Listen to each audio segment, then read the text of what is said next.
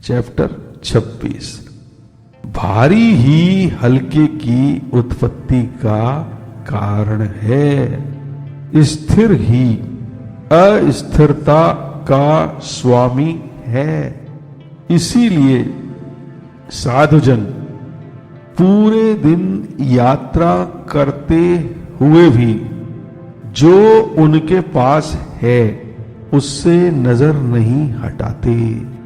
हालांकि कई मनोहर चीजें होती हैं देखने के लिए, वह फिर भी अनासक्त और शांत रहते हैं। एक शासक कैसे एक देश को संभाल सकता है बिना परेशानी के?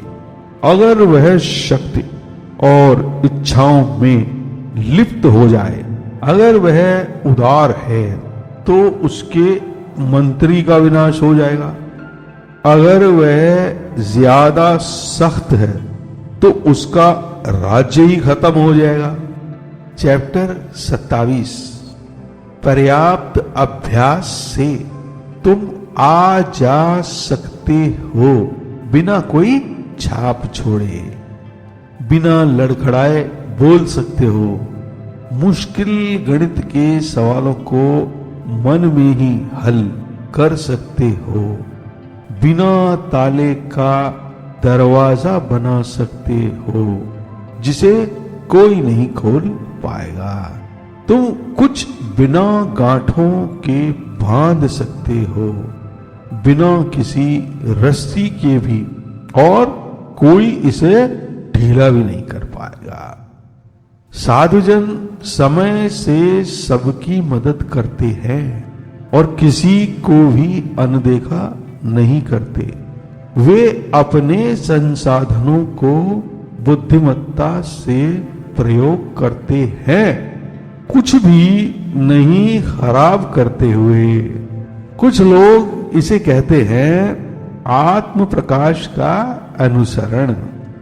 अच्छे लोग दूसरों को सिखाते हैं क्योंकि उनमें अच्छा होने की क्षमता होती है।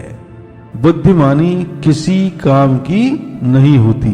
अगर आप असफल हैं अपने गुरुजनों का आदर करने में या दूसरों के सामर्थ्य को इज्जत देने में, यही दाव के सबसे महत्वपूर्ण पाठों में से एक है।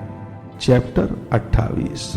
अगर आप शक्तिशाली हो पर संवेदनशील भी हो तो शक्ति आप में से बहेगी। उस शक्ति के साथ आप हमेशा दाव के साथ सही रहोगे। यह एक नए जीवन की तरह है। अगर तुम आदर्शवादी हो पर वास्तविकता को जानते हो तो तुम दूसरों के लिए एक उदाहरण हो।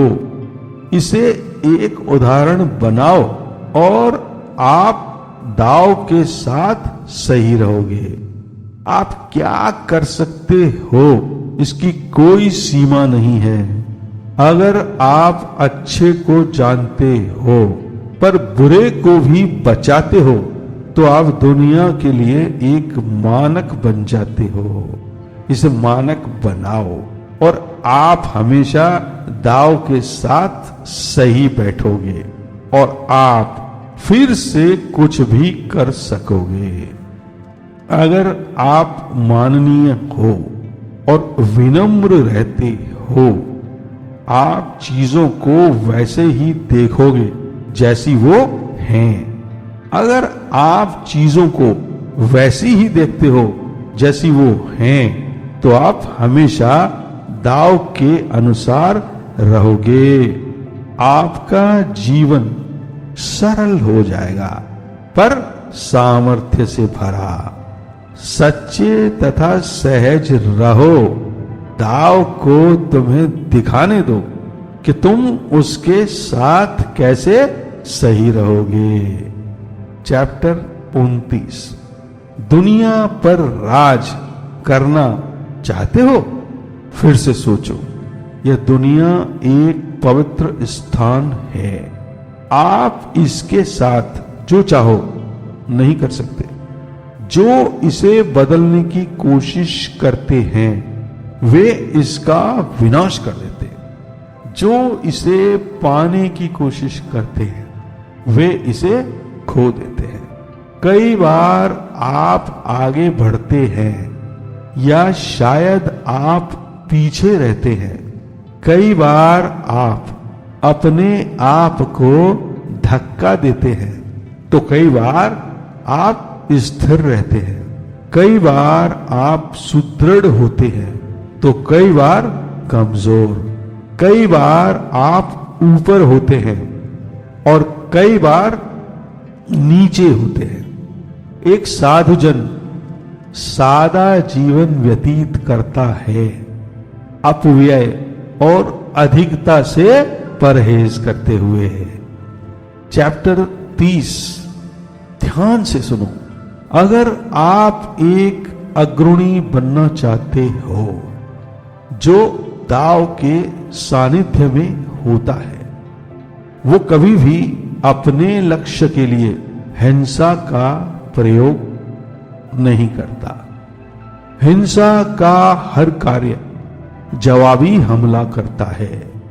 युद्ध पर जा रही सेना अपने पीछे एक आंसुओं की झड़ी छोड़ देती है और एक फौज की जीत हमेशा तबाही में ही रहती है। साधुजन वह करते हैं जिसकी जरूरत है और बस वे यही करते हैं जो आपको करना है। करिए बिना घमंड और अहंकार के। काम को पूर्ण करो और इसके बारे में बाद में डींगे मत हाको।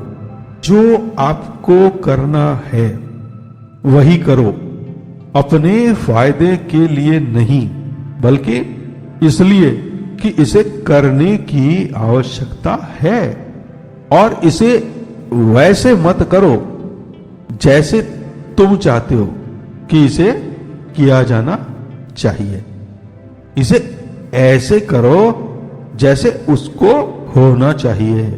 ताकतवर हमेशा अपनी ताकत खो देता है और अपना दाव के साथ संबंध भी जो कभी था वे लंबे समय तक नहीं टिकेंगे अगर दाव के साथ सही नहीं है तो।